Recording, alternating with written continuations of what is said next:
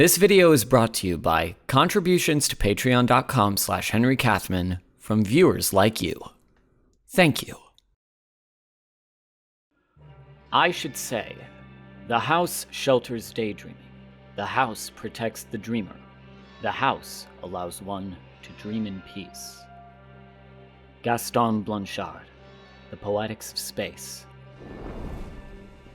According to Maslow's hierarchy of needs, one of the most foundational things that humans need is shelter. The theory, as posited by Abraham Maslow in his 1943 paper, The Theory of Human Motivation, states that humans must have their basic physiological needs met in order for them to reach self-actualization, with housing placed at the same level of importance as food, water, and sleep. Though, what happens when the physical parts of this need take precedence over everything else? When this staircase to self-actualization becomes a sealed corridor that traps all who enter? That is the question that is explored through the evolving passages of The House, a 3-part animated horror anthology written by Edna Walsh and directed by 4 veterans of stop-motion animation, Emma de Swaif, Mark James Rouse, Nikki Lindroth von Bar, and Paloma Beza. Each segment shifts through different time periods, character designs, and even different methods of stop-motion animation. For while the world changes from one of felt to mice to cats, the one constant throughout all of these segments is the titular house, a 3-story Georgian manor house that remains a constant presence that looms over its cast. With each segment, the house takes on an expanded meaning, to the point of becoming a character unto itself, where its behavior evolves as a reflection of the time periods of each segment. In the first segment, the house is characterized as a sign of status, as we follow the family of a young girl named Mabel being pressured into moving to the house. Despite being part of some element of the British aristocracy, the father, Raymond, is admonished by his wealthier family members for failing to fulfill the expectations of his social station. In a time where England's social hierarchies were stricter than even today's, the pressure of not being seen as proper nobility is what motivates Raymond into taking a deal from a mysterious architect by the name of Mr. van Schoenbeek, who promises them the status they desire in exchange for moving into the house and having their old home destroyed. The second segment primarily sees the house characterized as an investment, as we follow a rat who is a real estate developer. But I repeat myself. He desperately puts everything about his life on the line in the hopes that he can achieve a massive profit in the selling of this house.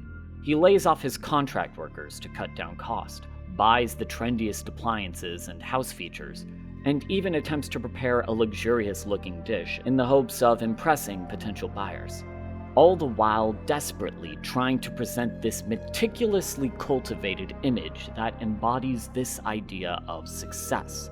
The third and final segment goes on to see the house portrayed, above all else, as a burden.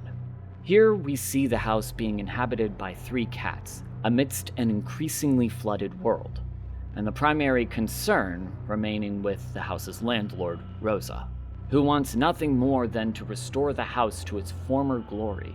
Despite the water levels continuing to rise, the multiple malfunctions, and the lack of resources to undergo such an ambitious project, Rosa continues to strive for this idealized version of the house, while Elias and Jen, Rosa's 2 remaining friends and tenants, try to get her to move on from a house that risks literally and figuratively bringing her down into increasingly darker depths. The conception of a paranormal story surrounding a house is nothing especially new. Like many other tales of haunted houses, the house in this film is primarily acting as a reflection of the conflict seen within each character, as well as the time periods that these segments occur in. As described in another haunted house story, little solace comes to those who grieve when thoughts keep drifting, as walls keep shifting, and this great blue world of ours seems a house of leaves, moments before the wind. Once Mabel's family moves into the house, it becomes primarily defined by rapid expansion and conformity. And that House of Leaves quote earlier isn't just there for show, as the house in the first segment similarly expands and grows labyrinthine at the hands of increasingly frequent and nonsensical additions made by Mr. Van Schoonbeek. While Mabel and her younger sister try to navigate these increasingly confusing corridors, her parents find themselves losing more and more of their identities to the luxuries provided by the house. From grand fireplaces, advanced new sewing machines, and avant-garde fashion, Mabel's parents are so mesmerized by the modern luxuries and prestige of these things that they fail to notice the ways that they are slowly becoming trapped. In the case of the developer, the house of the second segment is embodied by hidden degradation, for while both he and the house try to cultivate similar appearances of luxury and prestige, both hide an underlying corruption beneath these facades. Just as the house hides a massive infestation of beetles and larvae, the developer hides a sad, isolated life, where no one seems to care about him, and the person he feels closest to the most is his dentist. Hi, darling. It's me. It's the biggest day of my life today. If you could be thinking of me, maybe say a little prayer, I'd really appreciate it. Hello? Despite trying so hard to meet that image of success, it all ends up being for naught, as none of the potential buyers seem to be that convinced by the performance that the developer is putting on. The only people that are remotely interested in the house are a pair of equally uncanny rats, who proceed to take advantage of the house and the developer with the promise of a buyout and the success that he so desperately wants. Though, just like the house, the couple also hides a secret beneath their facades. By the time Rosa comes into possession of the house, it is no longer the active presence that it was in the previous segments, as all of the supernatural elements found in the house are left comatose. Almost as if all of those years of wreaking havoc and consumption have left the house a decaying corpse of its former self and the ideas that it previously embodied. For as much as Rosa attempts to renovate and repair the damages of time, it feels as if the house is almost rejecting these attempts of restoration. And now, the horrors no longer directly come from the house, but instead stem from this pervasive feeling that Rosa is unable to escape that decay, making her the last of a long line of people consumed in these walls. For Mabel, the opulence of the house begins to wipe away the individuality of her parents, first destroying their old house, then discarding their family heirlooms, and eventually wiping away their parents' agency and identities to the point where they become nothing more than furniture. The developer similarly loses all sense of self when the strange couple refuses to leave and more begin to join, their rat forms giving way to beetles and larvae as the infestation grows all the more consuming. In his desperate attempts to exterminate the bugs, the developer poisons himself without anyone else knowing or caring. All that remains for him is the house and its infestation, with the bugs consuming the meticulously built facade and the developer regress to an animalistic state, where, like the beetles, all he knows now is consumption, unfeeling, unrepentant consumption that seeks out On this episode of Historical Househunters, we get to look at a beautiful 3-story British manor house believed to have been built during the Georgian period in the 1820s to 1830s. With over a dozen rooms, 6 bathrooms, a basement, and a scenic view atop the hill, we believe that this house might be an original Van Schoonbeek. But before we can find that out, a quick word about today's sponsor, J.T. Quimbley's Beetlebuster. For when those beetles... The Georgian architectural movement first emerged as the British Empire was becoming a stronger economic and colonial power throughout the world, from 1714 to 1840. This movement primarily saw a visual emphasis on uniformity in all types of housing for all economic classes, which helped to oversee massive levels of construction occurring throughout England and Ireland, as well as the newly formed United States, Canada, and some parts of Australia. Unlike previous architectural movements, this massive level of consumption was not overseen by dedicated craftsmen that were specifically trained in the profession of house building. Rather, it was primarily done through the collaboration of real estate developers, landlords, and contracted builders, who helped to codify the profession of architect as a sign of noble status, regardless of their actual levels of knowledge and training. According to architecture historian Sir John Summerson, the high-sounding title architect was adopted by anyone who could get away with it. As a result, the philosophy of this time period saw many tenants sacrifice longevity for status. This image of prestige and the rapid construction brought in part by the early onset of industrialization resulted in many houses to entire villages being abandoned and destroyed as people began to move into these newer houses. This partially helped to make the profession of real estate development become more popular, with many of these developers treating these construction projects not as providing a basic need of survival, but as stable investments that could be speculated upon as if it were a company's stock or bond. And if you look here, you can see the siding of the drawing room is confirmed to be authentic, which, if restored, will give the property an estimated market value of £12 million. A pretty good fixer-upper for anyone. Despite its reputation for stability, real estate speculation would face a number of crashes to the market over the next 200 years. The largest of these most recent crashes happened in 2007 and 2008, after banks and other financial institutions artificially inflated the values of houses, resulting in many homeowners taking in subprime mortgages that they would be unable to pay off once speculators cashed out their investments and forced the market to bottom out. The result was an economic environment where the cost of living has continued to rise despite the lack of increased wages and job opportunities, which are conditions that would lead to the formation of the gig economy, where new companies like Uber, Grubhub, and Airbnb could profit off workers and consumers with the promise of being able to afford the rising cost of living with supplementary income. These companies, however, would use this promise of being an independent worker to employ people without giving a guarantee for a minimum wage, overtime, insurance, retirement benefits, or time off, all while draining resources and attention from public services to create an environment of market dominance where middle and working class people are forced to meet the increasingly costly demands of landlords. The Georgian architecture movement also emerged at the same time as the widespread implementation of the land tenured system in Britain and all of its colonies. In a time where land ownership was the literal difference between life and death, middle and lower class families were reliant on getting farmland from these developers, and in turn, land tenants would be required to provide a yield of their crops to the landlords.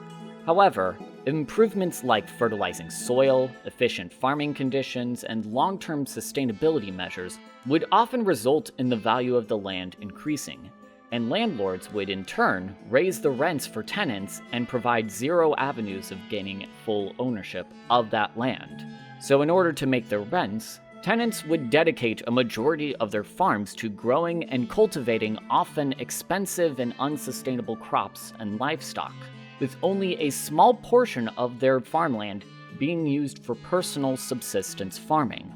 One notable example of this was seen in Ireland, where many tenants began to raise flocks of sheep after they became very fashionable with the British aristocracy, despite requiring larger levels of consumption compared to other crops, effectively making Ireland very dependent on cheap but nutritious crops like potatoes in order to survive. In a system that mirrored feudalism, the land tenured system incentivized the destruction of the land's biodiversity for the sake of short-term profit, culminating in many devastating ecological crises in the following decades. The most notable example of this would be the Great Hunger of 1845 to 1852, which saw over 1 million Irish citizens starving to death after a potato blight forced them to forego feeding themselves in favor of exporting great quantities of crops to England in order to avoid eviction. Today, we see this same force of market speculation overseeing massive levels of construction that has cities becoming all around the world more gentrified, as speculators oppose affordable housing measures and raise rents in the hopes of attracting more wealthy investors, all which corresponds to larger issues such as rising rates of homelessness, increased militarization of law enforcement, escalating opposition to affordable housing and public services, all encouraged by a culture that aims to worship the wealthy, who are presented as people that you can aspire to, rather than people who often got to be as rich as they are through heartless exploitation. This image of success and glamour causing people to ignore their own oppression. It is stuff like this that has led to 12.3% of housing units within the United States being left unoccupied, as the continual construction without people being able to afford them has caused the rates of unoccupied housing to increase by 7.3% since 2010. As of 2019, there were 16,987,623 vacant housing units in the United States, in a time where 555,672 US citizens were confirmed homeless. That's nearly 30 homes for each houseless individual, not even accounting for full family units or cohabitation practices, which is not even going into the ways that climate change will compound these issues in the years to come, as certain places will become uninhabitable if nothing is done to mitigate or reverse the damage done to the planet. Instead, we continue to place billions of dollars towards more widespread cities, more massive highways, more cars constructed, more empty strip malls, all in a vain hope that the market can continue to profit off our reliance on real estate developers to provide this basic requirement of survival, just consuming and expanding and consuming and expanding and consuming and expanding.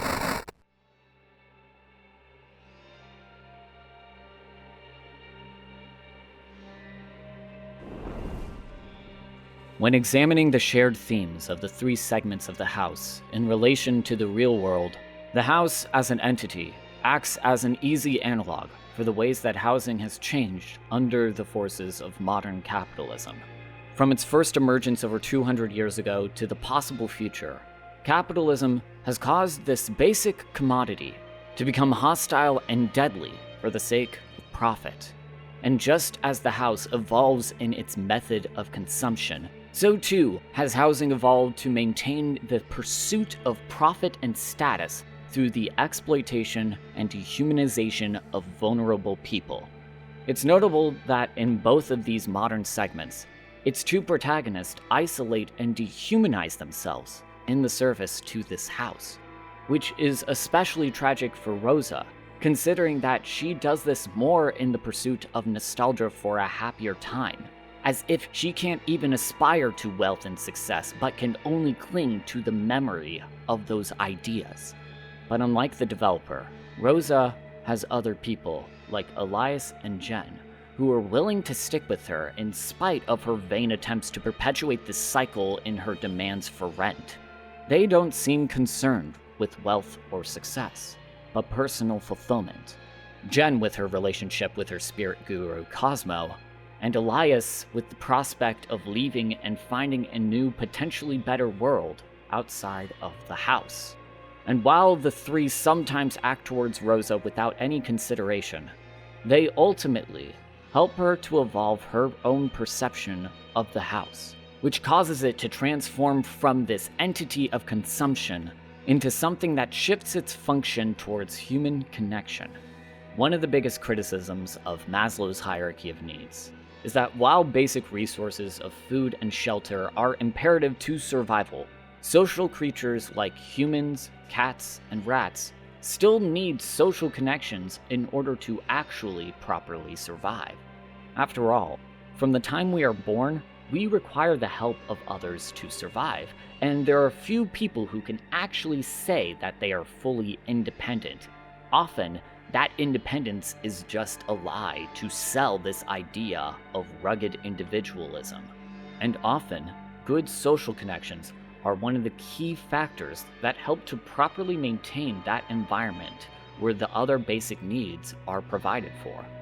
Though the ways housing is currently organized today, to prioritize thinly spaced single-family homes, has caused us to move away from this, and has likewise cultivated a fostered sense of isolation, a feeling that has had devastating effects on the youngest generations.